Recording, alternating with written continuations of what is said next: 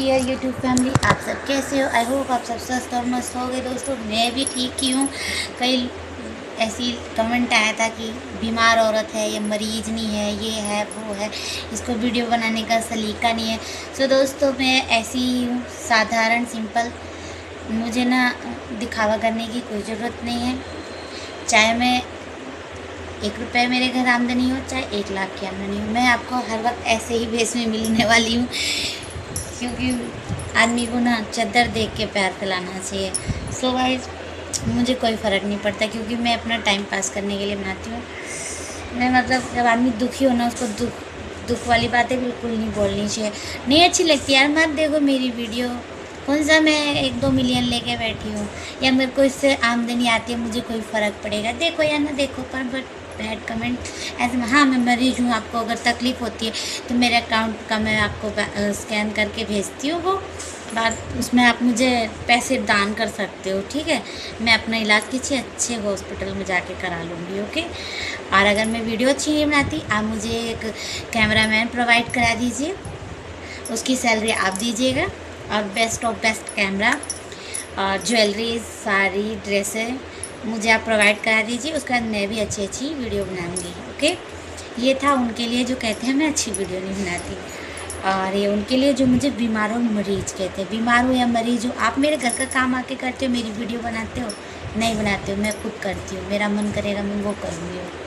और दूसरी, अब चला ये सब फालतू बातें थी, मैं अपने व्यूअर्स के लिए बता रही हूँ, जो मुझे देखते होंगे वो भी जान जाएंगे कौन क्या है। सो समाज में इतनी गंदगी भरी पड़ी है, उसको कोई नहीं कहेगा। जो कुछ कहता कुछ है, करता कुछ। इसी यूट्यूब में मैंने बहुत ढेर सारे यूट्यूबर्स को देखा है, झूठ बोल बोल के सब लोग फेमस हो गए हैं। उसके बाद और दोस्तों आज मैं एक बात, मतलब आप लोगों को भी याद होगा, पहले मतलब 2004 और 2009 तक शादियां ऐसी होती थी, शादी हो जाती थी, उसके बाद गौना जाता था हम लोगों के यहाँ। किसी का साल के अंदर जाता था, किसी का 3 साल में जाता था।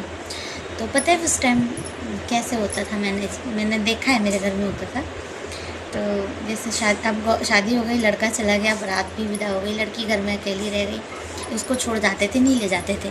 फिर गौने का डेट रखा जाता था, उस दिन फिर आती थी, हैसियत के अनुसार वो बारात लेकर आते थे। खाना पीना मतलब टेंट वेंट भी लगता था, खटिया बिछौना भी लगता था।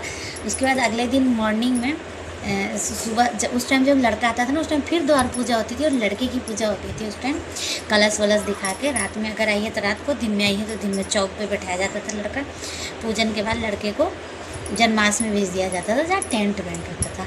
इधर घर में लड़की को पीछे अपनाया जाता था, नाई नालता पहनाती थी, भाभी अंदर अंदर उसको छेड़ती थी, नाइन भी अगर भुजाई लग रही है तो भी छेड़ती थी। पर उस 1 साल के अंदर वो जो मतलब लड़की को विदा करने वाली पीड़ा होती है, वो माँ बाप जानते हैं। क्योंकि शादी करने के बाद 1 साल फिर वो रहती है घर में, उनका मन नहीं करता विदा करने का, लेकिन ये परंपरा है इसलिए करना पड़ता है। इसमें वो एक एक चीज़ बटोरते हैं, है घी दैदा, है धनिया, मिर्चा, लहसुन, मिर्चा तो नहीं दिया जाता, धनिया, हल्दी, गरम मसाला, धान कुटावे के बिटिया भेजे बा, आटा पिसाए 1.5 कुंटल दे दा, धान दे दो 2-2.5 कुंटल, 3 कुंटल, 5 कुंटल दे दो। ऐसा नहीं सवाई लगा के दिया जाता है, 1.25 कुंटल, 2.5 या फिर 5 कुंटल आटा कितना भी दे सकते हो। उसके बाद हल्दी जाती है 5-5 किलो, सरसों का तेल, अरे हे उनका गवन जाई ना, पहले सरसैया छाट के समार के धै दा, बिटिया देवे बा। घी बटोरत ही है दादी, तो नाई हो घी बिटिया के यहाँ भेजे बाटे, बटोरे दे बढ़िया बढ़िया। फिर ऐसे कर करके हर एक चीज़ बेटी के लिए रखी जाती थी, ये उसको देना है, उसको देना है, उसके ससुराल भेजना है, उसके साथ जाना है। और फिर धीरे धीरे वो घड़ी भी आ जाती है गौने वाले दिन की। उससे 1 महीने पहले घर में अगर भाभी बाहर रहती है शहर में, तो भाभी आ जाती है, बड़ी मम्मी, छोटी मम्मी, चाची, बुआ, मौसी, बहन, सब धीरे धीरे आ जाते हैं उससे मिलने के लिए, उसके साथ अपना समय बिताने के लिए। और रोज़ हल्के फुल्के नाइन या भाभी या मम्मी या चाची धीरे से उसको हल्दी और उसका कभी हल्दी का उपटन लगा देती थी, लेप लगा देती थी मुल्तानी मिट्टी का, कभी हमारे यहाँ सरसों का उपटन बनता था, उसका उपटन लगा के, ताकि जो लड़की है वो उसका शरीर एकदम चमके, उसके फेस पे ग्लो आ जाए। उस टाइम फेशियल वेशियल इतना नहीं होता था, यही सब घर में परंपरा थी मम्मी और फिर उसके अच्छे से केयर करना, उसके साथ बैठ के खाना खाना। इसमें भी कहीं ना कहीं लड़की रुला ही देती थी सबको। उनके घर में मतलब एक ही महीने में रोना वोना मचा रहता था। कभी बाप और फिर उसके बाद मम्मी रो रही है, कहीं वो खाना खा रही है तो चाची रोने लग रही है, कहीं बहन रो रही है, कहीं बुआ रो रही है, ये सब चलता रहता था। आखिर वो घड़ी भी आ जाती है विदाई की। उस समय पता है सबसे कठोर दिल पापा का होता है या बड़ा भाई जो होता है, जो या पापा नहीं है तो बड़ा भाई ही सब कुछ करता है। तो पता है अपने आप को कैसे व्यस्त दिखाता है। हे गैयक जाई कोयर डारी आई, गैयक कोयर ना डारा बाटे, आ तनी खेतवा चल जाई बरसीम काट लाई। ऐसे करके अपने आप को दिखाता था कि मैं बहुत व्यस्त हूँ, पर अंदर अंदर वो घुटता रहता था, क्योंकि वो अपनी एक जान का टुकड़ा मतलब जिसको पाला पोसा पढ़ाया लिखाया बड़ा किया, उसको अपने घर से विदा करता था, क्योंकि अब उसका अधिकार ख़त्म हो जाएगा उसके ऊपर से। तो ये सब पहले देखने को मिलता था। और फिर उधर लड़की की विदाई भी हो जाती है। इस घर में तो खुशी का माहौल है कि नहीं बहू आई है, 4 कन्या बिठा के हम लोगों के यहाँ बखीर और दाल भरी पूड़ी खिलाई जाती है दुल्हन को। उसके बाद पासा वासा खेलने के बाद ये होता है। उसके बाद उस घर में तो खुशहाली हो गई, पर इस घर में तो मातम हो गया। उनकी बेटी चली गई, उनके घर की रौनक चली गई। तो बेटी को दोनों घर का संभालना होता था। और फिर उसके बाद उसको गाड़ी में बिठाते समय या डोली में बिठाते समय, हमारे टाइम पे तो गाड़ियाँ थी, डोली वोली बहुत पुराना मतलब ये चलता था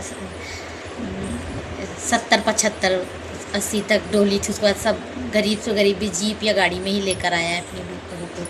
तो उसके बाद उसमें जब बैठाया जाता था उसको विदा करते, उसकी माँ कहती थी बेटा धीरे धीरे पैर बढ़ाना, धीरे धीरे बोलना, और जब तुम्हारा मुँह दिखाई होगा तो आँख बंद कर लेना। ये सब हमारा कल्चर था। अब वो सब कहीं नहीं रहा, वो सब ले लिया है फ़ोन ने, वीडियो कॉलिंग ने। उसके बाद अब आज का क्या है, शादी तय हुई, फ़ोन पे बातें शुरू हुई, सास से ससुर से देवर से देवरानी से ननद से जेठानी से नंदोई से, सबसे बातें चलती रहती हैं। शादी के बाद ही विदाई हो जाती है। रोना धोना कोई चाहता ही नहीं है, वो सोचते हैं जो भला टली। ये अगर शादी को 2 महीना रह जाता है तो लड़की दुखी कर लेती है सबको। लड़के का फ़ोन आता रहता है, कभी किचन में, कभी बाथरूम में, कभी छत पे, हर जगह उन्हें वो कोने में ही मिलती है। तो ऐसा सोच के माँ बाप भी सोचते हैं भगवान जल्दी जाए ये इस घर से। तो वो रोना धोना और वो रौनक अब देखने को नहीं मिलती है। उसके बाद ससुराल में जो रौनक होती है बहू के आने से, उनके घर में भी थोड़ा दिन ही खुशी रहती है। उसके बाद वो लड़की अपने दूल्हे के साथ चली जाती है, ना बहू ना बेटा। पहले वाला कोई माहौल ही नहीं रहा कि आदमी जो है सोचने का मौका ही नहीं मिलता यार। फ़ोन ने ऐसा बना दिया है, अरे इधर सिलेंडर ख़त्म हुआ तुरंत, मम्मी मेरे घर सिलेंडर ख़त्म हो गया, मम्मी आग भराएगी तेरी, मम्मी नहीं भराएगी, वो पति वो ससुर या वो देवर होगा वो जेठ होगा वही भराएगा। उसके बाद मम्मी टमाटर ख़त्म हो गया, मम्मी आज मेरी सास ने ऐसे कपड़े पहने थे, मम्मी आज मेरी नंद ने ऐसे कपड़े पहने थे। ये वाला रिवाज आ गया। पहले ऐसा कुछ नहीं था, शर्माती थी। अब तो वो क्या होता है रिसेप्शन में ही टकाटक एक दूसरे को देख रही है, क्या मुँह दिखाई करने कोई औरत आएगी गांव से। फिर भी परंपरा है तो फिर भी आ ही जाती हैं 2-4। उसके बाद जयमाला पे भी हो जाता है। हम लोगों के टाइम पे घूंघट में शादी होती थी। मेरी शादी जब हुई थी जयमाला हुई थी, मेरे घर वालों ने कि सब बहुत ऑब्जेक्शन उठाया था कि जयमाला करा रहे हैं, ऐसे कोई भी जात का लोग आएगा सब हमारी बहू को देख लेंगे, बेइज्जती होगी हमारी। मेरे ससुर का कहना था। फिर मेरे हस्बैंड को ये बात पता चली, वो बाहर थे, उन्होंने बोला उनके एक ही लड़की है और आजकल ये सब फैशन चला हुआ है, तो हम उनकी एक ही डिमांड है कि वो जयमाल कराएंगे, स्टेज लगेगा। तो हम वो हमारी सारी डिमांड मान रहे हैं, तो क्या हम उनकी एक डिमांड नहीं मान सकते? उनकी एक ही बेटी है, उनके भी शौक़ होंगे, सपने होंगे कि हमने बेटी को ऐसे करेंगे वैसे करेंगे। इस पर वो राज़ी हो गए, तो मेरी जयमाला हुई थी। उसके बाद जब शादी होने लगी, मतलब आधा घंटा में मेरी जयमाला ख़त्म हो गई थी, क्योंकि मेरे भाई को भी नहीं पसंद था ये सब, और मेरे ससुराल वाले वैसे ही नाक मुँह फुला रखे थे। तो जल्दी जल्दी माला वाला पहनाई। घर परिवार के ही मेरी 4 मौसी, 1-2 मामा, नाना, मम्मी, यही गए थे आशीर्वाद देने। उसके बाद मेरे आजी ससुर और मेरे 3-4 देवर और मेरे चाचा ससुर और मेरे ससुर ये गए थे आशीर्वाद देने। उसके बाद ये फटाफट स्टेज से उतरे और मेरे को भी हटा दिया गया। उसके बाद मेरा पूरा घूंघट करा के शादी हुआ है।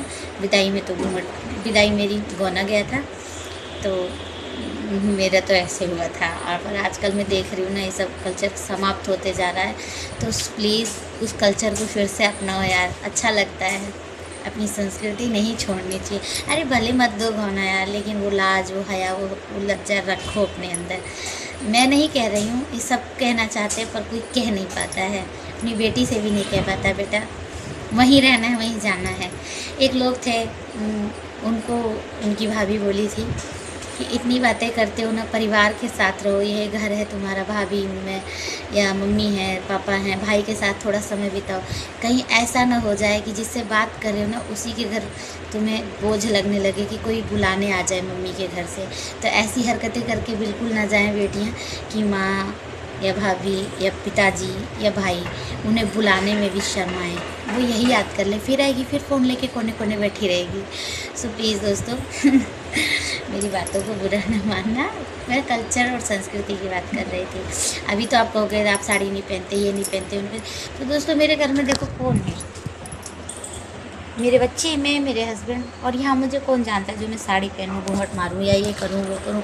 परिवार भी नहीं है कोई, और इसमें भी यूट्यूब में भी मैंने किसी को पता ही नहीं रखा कि मेरी वीडियो कोई देखो, इसलिए मैं बोल सकती हूँ कुछ भी। ओके, मिलते हैं अगले वीडियो में। अगर आपको मेरी वीडियो अच्छी लगती है please like and share and subscribe कीजिए।